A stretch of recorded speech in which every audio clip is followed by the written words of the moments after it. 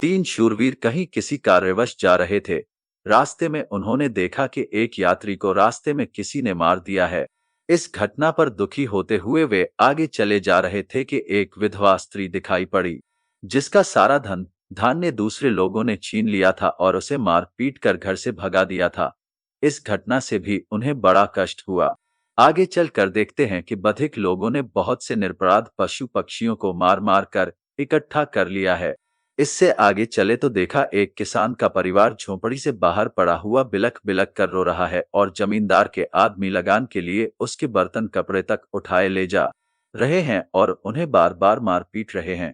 इन घटनाओं को देखकर उन तीनों का दिल पिघल गया और वे एक स्थान पर बैठकर सोचने लगे कि दुनिया में इतना पाप कैसे बढ़ता जा रहा है जिसके कारण लोग इस प्रकार दुखी हो रहे हैं। इन्होंने विचार किया कि अपने कार्य को तो पीछे पूरा कर लेंगे, पहले इस बात का पता लगाते हैं कि ये पाप कहाँ से उत्पन्न होता है, इसका पिता कौन है, तब इस पाप को खत्म कर दिया जाएगा। तीनों इस बात पर सहमत हो गए और पाप के उत्पत्ति स्थान का पता लगाने के लिए चल दिए। एक दिन उन्होंने एक बड़े अनुभवी और वृद्ध पुरुष को देखा।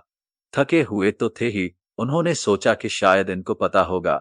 उन्होंने उस वृद्ध पुरुष से बड़ी प्रार्थना की कि वह उन्हें पाप के बाप का पता बता दें। वृद्ध ने उंगली का इशारा करते हुए पर्वत की एक गुफा दिखाई और कहा, देखो, उस कंदरा में पाप का बाप रहता है, पर सावधान हो, कहीं तुम्हें पकड़ न ले। तीनों मित्र बड़े साहसी थे। उन्होंने निश्चय किया कि ऐसे अधर्मी को दंड देना हम क्षत्रियों का धर्म है, इसलिए चलते ही उसे मार डालेंगे, जिससे पाप का नाश हो जावे।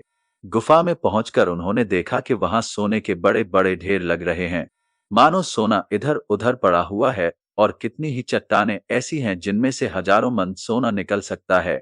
अब वे अन्य सब बातों को तो भूल गए और इस सोच में पड़ गए कि इस सोने को घर कैसे ले जाएं। तय हुआ कि दिन में कोई देख लेगा, इसलिए रात को इसे ले चलना ठीक रहेगा। इस समय भोजन करके सुस्ता लेते हैं, एक पहर रात जाने पर चल देंगे। ये निश्चय हो जाने पर दो साथी भोजन सामग्री लेने चल दिए और तीसरा वहीं गुफा पर बैठकर अन्य व्यवस्थाएं करने लगा। अब तीनों के मन में सोने का लालच सवार हुआ और वे सोचने लगे कि ये बाकी दो मर जावे तो सारा सोना उसे ही मिल जावे।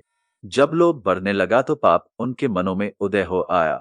जो दो साथी भोजन लेने के लिए जा रहे थे उनमें से एक ने दूसरे के ऊपर तलवार से हमला किया और उसे रास्ते में ही मार कर छिपा दिया और खुशी खुशी आगे बढ़ा।